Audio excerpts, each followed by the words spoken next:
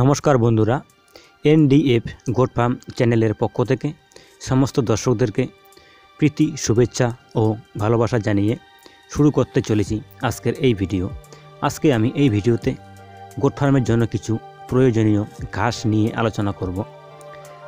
অনেকেই গোট ফার্মে অনেক ধরনের খাবার ব্যবহার করে, দানাদার খাবার, খড় দিয়ে, বিচুলি দিয়ে খাবার তৈরি করে, কিন্তু ছাগলকে যদি কাঁচা ঘাস দেওয়া না হয় তাহলে ছাগলের গ্রোথ কিন্তু ঠিকঠাক থাকে না, এবং ছাগলের গ্রোথ ঠিকঠাক রাখতে হলে ছাগলকে পর্যাপ্ত পরিমাণে কাঁচা ঘাস দিতে হবে।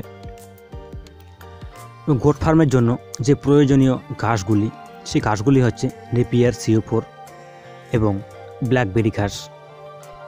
এছাড়াও আরও বিভিন্ন প্রজাতির ঘাস আপনারা চাষ করতে পারেন, কিন্তু মনে রাখতে হবে ছাগলকে আপনারা যতই অন্যান্য খাওয়ার না কেন কাঁচা ঘাস তাদেরকে দিতেই হবে।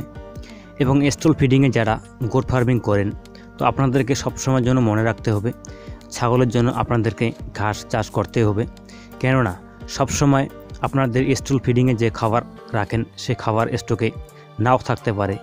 যদি স্টল ফিড আপনাদের স্টকে না থাকে তাহলে কিন্তু আপনারা ঘাস দিয়ে ছাগল পালন করতে পারবেন। এবং ছাগল পালন করতে হলে সর্বপ্রথমে আপনাদেরকে ঘাস চাষ করতে হবে। অন্যান্য খাবার খেতে খেতে ছাগলের খাওয়ার রুচি কমে যায়, এবং ছাগলের রুচি পুনরায় ফিরিয়ে আনতে ছাগলকে কাঁচা ঘাস খাওয়াতে হবে। যদি ছাগল সঠিক সময় মতো, সঠিক পরিমাণ মতো কাঁচা ঘাস না পায় তাহলে ছাগলের বডি ইমিউনিটি কমে যায়, এবং বডি ইমিউনিটি কমে যাওয়ার ফলে ছাগলকে বিভিন্ন রোগে আক্রমণ করে। আর ছাগলের যদি বডি ইমিউনিটি ঠিকঠাক থাকে তাহলে ছাগলকে কোনো রোগ অত সহজে আক্রমণ করতে পারে না। এই জন্য আপনাদেরকে ছাগলকে সবসময়ের জন্য কাঁচা ঘাস খাওয়াতে হবে। এবং এই ঘাসের চারা এবং কাটিং আমাদের কাছে পাওয়া যায়। যদি আপনাদের ঘাসের চারা এবং কাটিংয়ের প্রয়োজন হয় তাহলে আমাদের সঙ্গে আপনারা যোগাযোগ করতে পারেন। ঘাসের চারা এবং কাটিং আপনারা পেয়ে যাবেন।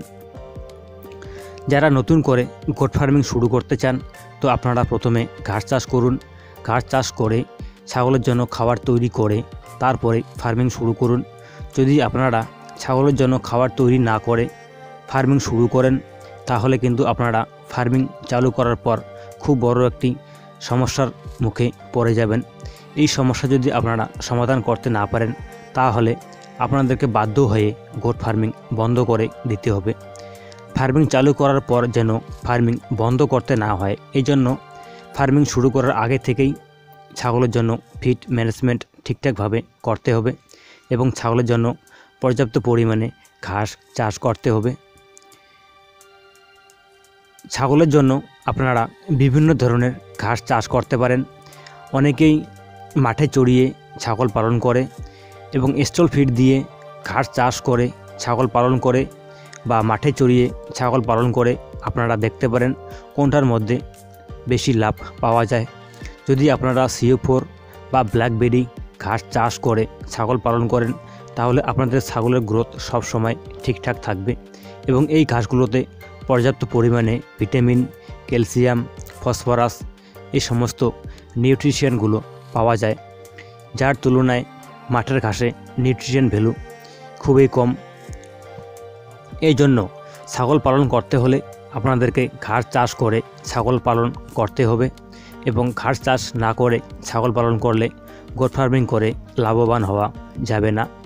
যদি আপনারা গোট ফার্মিং করে লাভবান হতে চান তাহলে আপনাদেরকে সর্বপ্রথমে ঘাস চাষ করতে হবে, এবং ঘাস চাষ করার পর ফার্মিং শুরু করতে হবে।